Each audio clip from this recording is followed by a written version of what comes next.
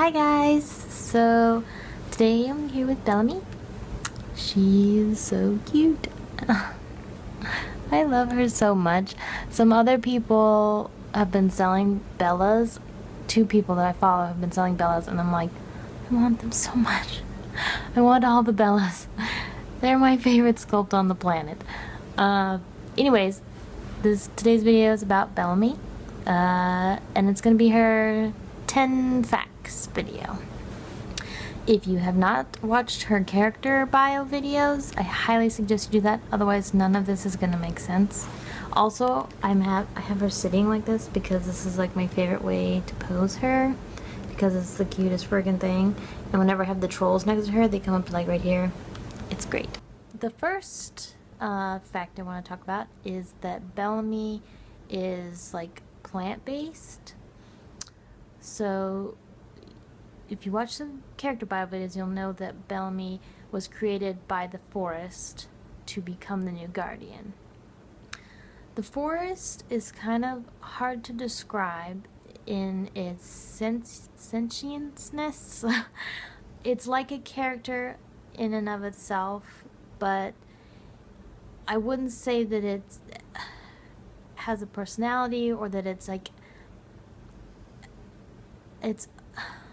how do I describe the forest? It's so hard to put it into words. Like it knows about the world, and it knows what it is.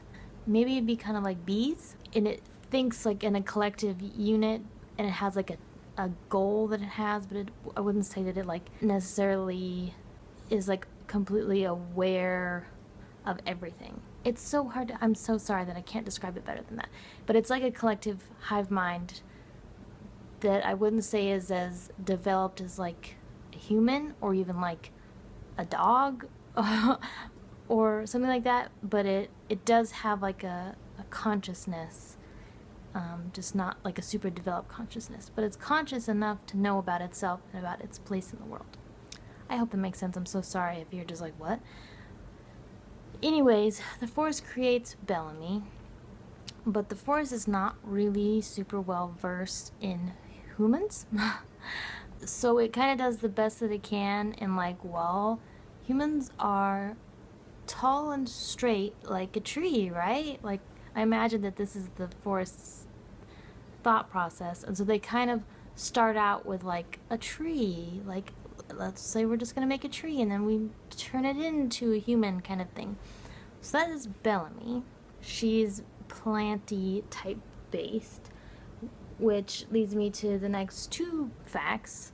One is that she gets her, or the second one is that she gets her powers from the sun, kind of like photosynthesis. Not exactly like how a plant does. Obviously she's still like humanoid and she's grown up with humans, so she still gets like energy from food and whatever, but she also gets energy from the sun, and mostly it's like her magic powers get energy from the sun via like a photosynthesis sort of thing.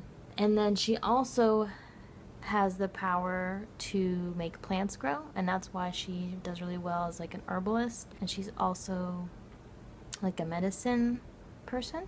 She uses plants found in the forest to create medicines and things like that. So she kind of helps Rudolph, my little gray troll, take care of the other trolls, and kind of is like a doctor in their little community. I haven't talked a lot about like what she's like as a person. She's very pensive. I don't imagine her as being like super serious, but she is super thoughtful, and she's in her own head a lot. I think that might be partly because she's never felt like she's totally fit in with humans, so she kind of goes into her own little world. Like, her face up is really sad looking, but she's not like necessarily a sad person.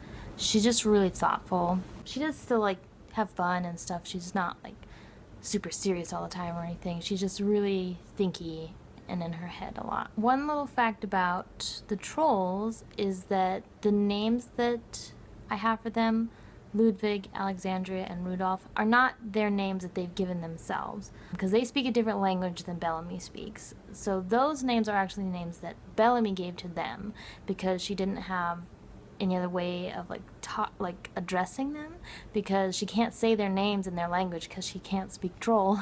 So she made up names for them with which they approved of. Like, she would suggest a name and they would say, yeah, that's okay if you call me that, kind of thing. So the next thing on my list is that the trolls and Bellamy live in the canopy of the forest, which I talked about in a video. The reason they live in the tree canopy is because there's only two ways to escape the terrible darkness. That's by being up in the trees or being under the ground. So the trolls live up in like little tree houses above the ground, which works for them because they're not really big, and so they have little houses. Well, the next thing on my list is that the trolls build her a house because she can't fit into their little tiny houses, so they build her a little house big enough for her and for her, you know, to do all her herbalist stuff. Another thing about Bellamy and her world is, if I were to make this into a movie, and in my mind when I think about Bellamy, her soundtrack would be synthesizers and music boxes, pretty much. Would be her whole soundtrack. I just discovered a musician who's a French musician. I cannot say his name. I'm not going to butcher it. But he's been around for a long time, and I just recently discovered him. Thanks, Dad. And he does synthesizer music. I really, really like his early stuff from like the 70s. It's really amazing, and every bit of it inspires me for Bellamy. I can listen to it forever and be inspired about Bellamy forever. So I imagine that is what her soundtrack would be like. Would definitely be like 70s and 80s synthesizer music. A little bit sad sounding, and a little bit scary sounding, but mostly awesome. So the next thing on my list is that the longer that Bellamy is in the forest, the more the magic of the forest affects her and the more powerful her magic becomes. And it starts to change her body after a while, after a long while, because Bellamy lives a really long time. Like, she's not immortal, but she does live for a very long time, like thousands of years. Over that time period, her body becomes affected and she becomes more tree-like. She doesn't turn into a tree, and she doesn't necessarily look like a tree, but I imagine that she gets really even taller, like way taller than a human would naturally become. But I don't imagine that she would change from a human, because she's still humanoid, but I imagine that there'll be some things that would affect her, that she become a bit more magical looking. And that part of the story is an ode to Wendy BJD, kind of, because whenever she had this doll, it was a character of hers who was the personification of time, kind of.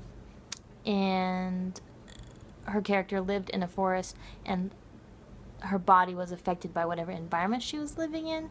So that's kind of like a little wink at Winnie BJD, who I bought this doll from, and I love her very much, forever and ever. And the last thing on my list is about her story in general. I imagine that the trolls actually are writing her story down, and that they're compiling it in a book, and that they tell all their little troll babies and grandbabies for generations about the legend of Bellamy, is what they call her story. One of these days I'm gonna make a little book that is the legend of Bellamy, and it'll be really awesome. I imagine they draw pictures, and I think that she's always connected to the trolls because they saved her pretty much, and they helped her become, you know, the forest guardian. I don't imagine that she leaves them forever, but I do imagine that she has to go away and, you know, take care of the forest in different ways, and she can't be with them all the time. So I think that they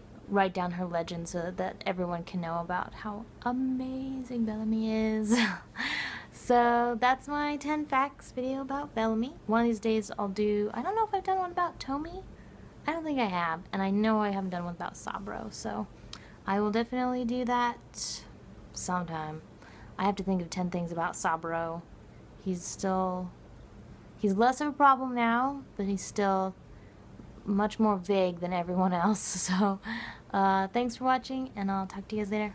Bye. I would imagine that my dog is slurping. He's really good at slurping.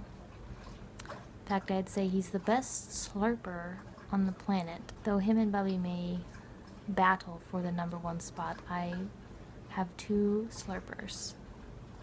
They're really good at it. Oh, he's done, finally. Okay. What the fuck was I talking about? Kind of an ode to Wendy BJD because my cat just fell off the nightstand because he's super graceful. Oh my gosh.